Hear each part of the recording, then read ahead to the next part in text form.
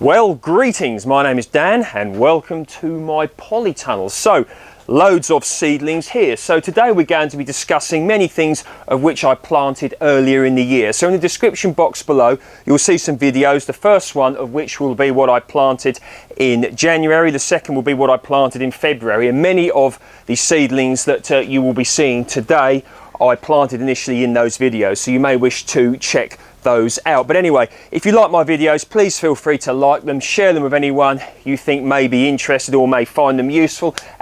So I have two varieties of true spinach here. So this one here is Matador, which I planted on the 5th of February. This one here is Bloomsdale Long Standing, which I planted on the 15th of February. So they're planted in cell trays of multi-purpose compost. It's home-based brand, and I initially germinated them on an indoor windowsill. Brought them out here a week, 10 days or so later, so they didn't go leggy.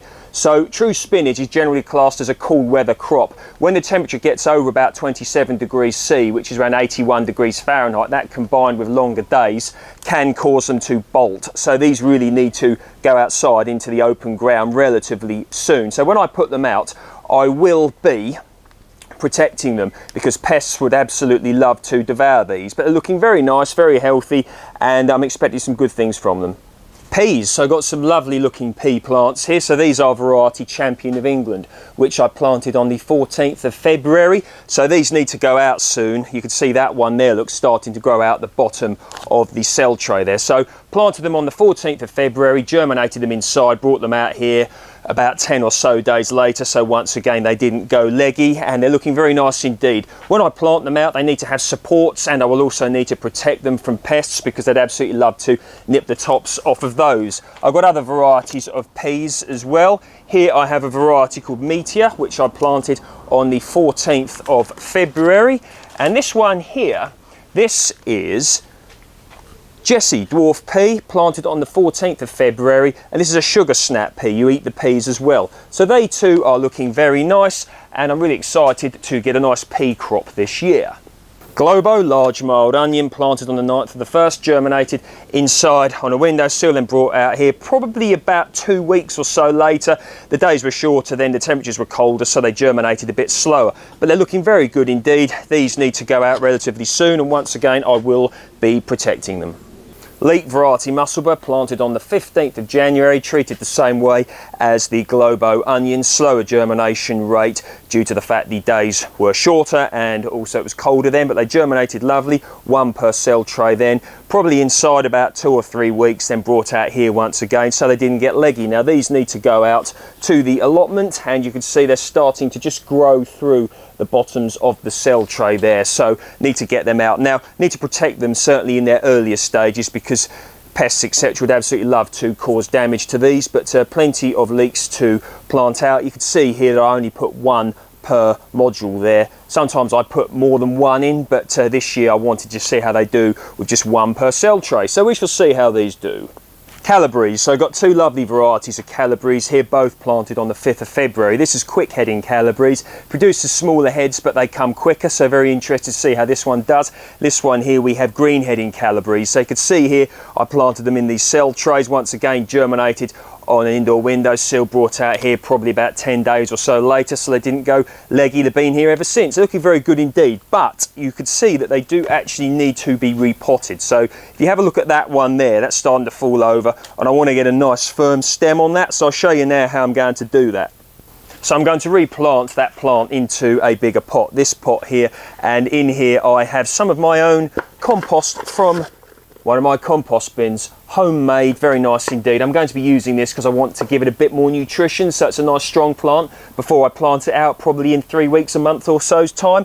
And in here I've got multi-purpose compost, okay?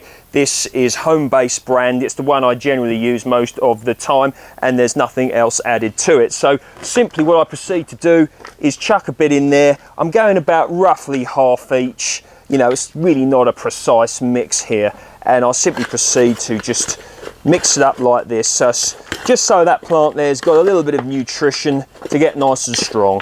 So I've got my mix here, simply going to proceed to fill the pot up to about that level, push a little hole in the middle like so, and get my seedling out. I've already had this seedling out of here actually. I filmed this a moment ago, but my hands are in the way so you couldn't see what I was doing, so just re-filming it. But anyway, we'll just push that out. Take nice care. You really don't want to damage any part of your seedling. And I simply push it in.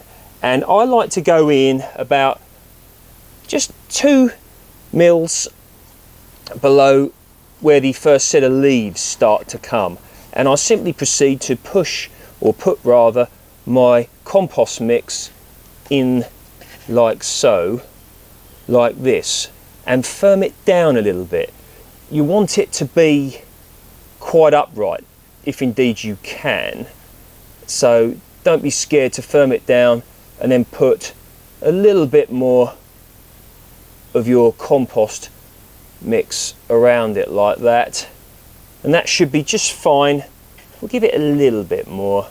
There we go, that is lovely jubbly. So that sort of thing is what you want to be looking for, and I'm going to proceed to give it a little bit of water, just like so.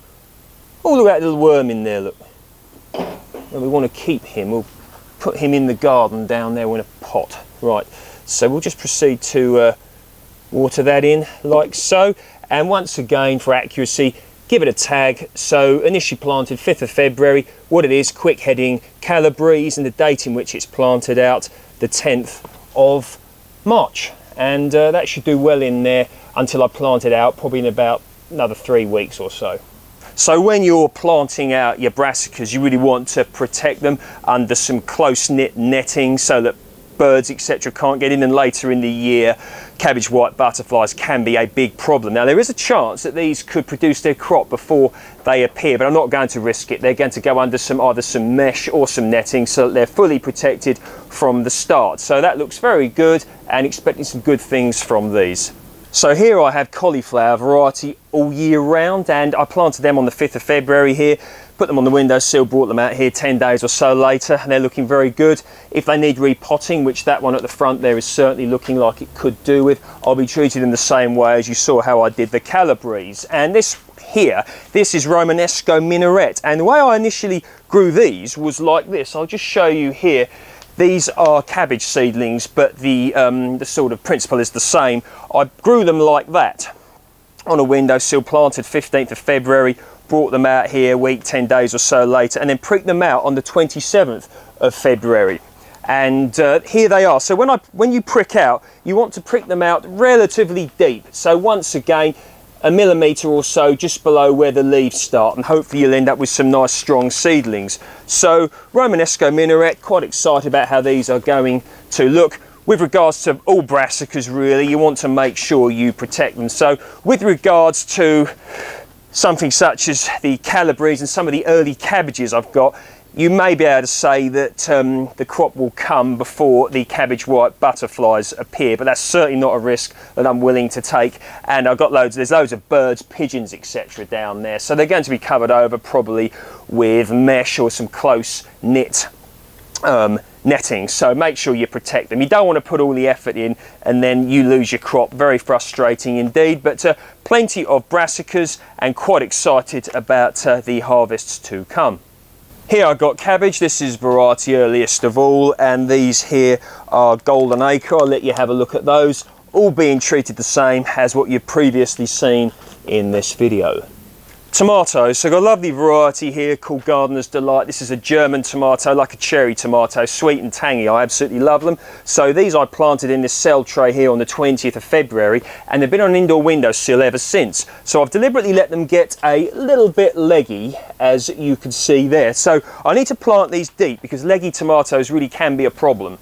So we've got the same potting mix as we had earlier. So simply going to proceed to fill that up with that. If you haven't got your own compost, you could consider using something like well-rotted horse manure. That could be good, or you could buy some compost. I had good results growing vegetables before with Westland vegetable compost. You can maybe put a bit of that in there. But anyway, so I'm simply just going to proceed to push a hole in the middle like so. And you've got to be very careful here because you've got to try and get your seedling out. So just like so. And because it's got quite a nice root ball, if you want to call it that, it's come out very easily. So I'm simply proceeding to push that down. And when I put it in, I want it to go in just about maybe 2 mils or so. What's that, about 1/8 of an inch, something like that, just below the first set of leaves. So put some more compost in. We don't want lumps in it like that really, and just literally keep working on it until you get that compost in like so. There we are. So that should do just fine.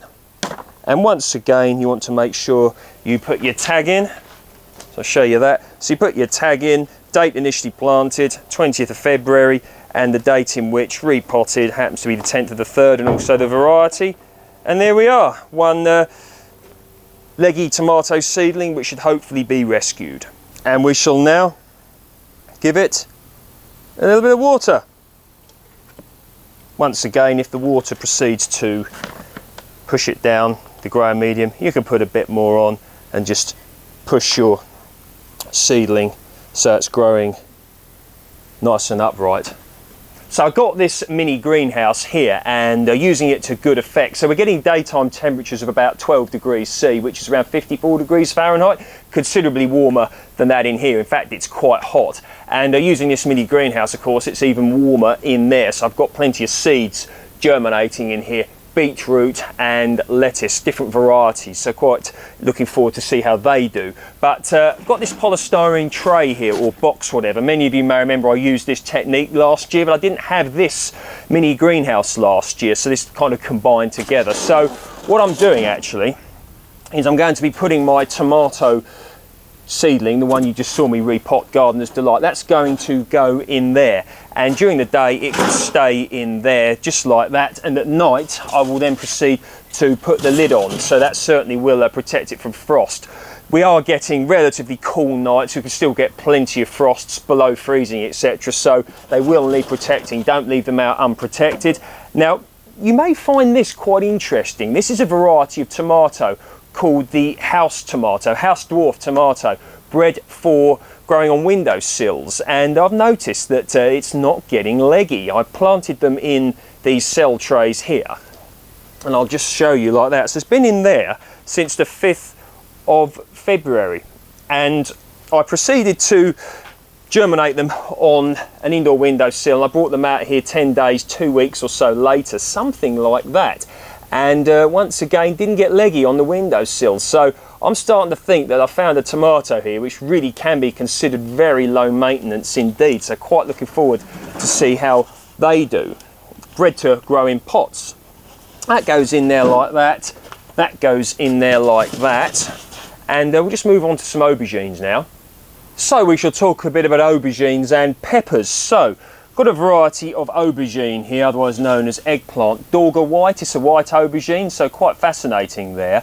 And initially planted 9th of January, repotted the 6th of March. Here's a hot citrus pepper, initially planted 9th of January, repotted 6th of March. So they're looking very good indeed. And what I do actually is I sort of grow them in between the windowsill here and in here, in this polystyrene container like so. So that simply goes in like that, and what I can then proceed to do is to put my lid on like that, and then once again, you know, a bit more protection, and you simply proceed to just pull that down, and you've got something. Now I'm quite confident that they will survive, you know, frosts here. I employed this technique with the polystyrene boxes last year. Some of you may remember it, but I didn't have this mini greenhouse then. So this is very, very good, at least with the weather we can get round here. USDA Zone 8B here. If we were going to get very, very cold nights, and I wouldn't leave them out here probably, unless I fancy taking a little bit of a punt, I'd bring them in, probably keep them in that box and just take the box inside so I could easily bring them back out, but growing them in between the sort of places and not letting them race away, because we could end up with frosts here until end of May. I don't want big plants yet, so doing it this way, nice bit of seed management for the chilies and also the aubergines.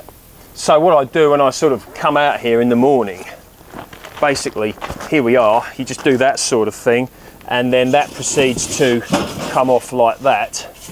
And then that there, I can either pull it out a little bit or put it on the table over there, so it gets plenty of sunlight. I don't leave it covered during the day because of course it needs to get as much sunlight as they possibly can.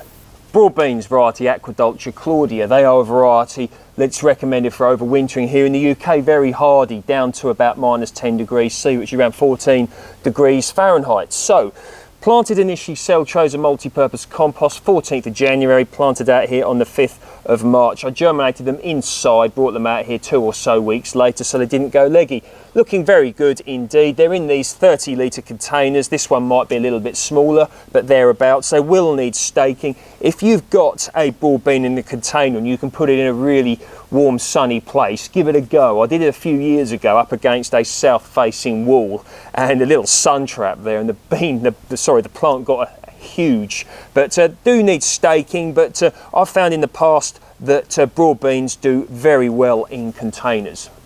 So here in the outside bed, I've got Aquadulture Claudia there, same as the ones you've just seen. Here I have a different variety, and this is Scorpio. So I initially planted these on the 5th of February, an indoor germination, brought back out to the polytunnel and planted out here on the 5th of March. So these are actually a late cropping variety, so they should come after the Aquadulture Claudia. So very interesting, loads of different varieties of broad bean. If you want a dwarf one, the Sutton is a good one. I've grown that before.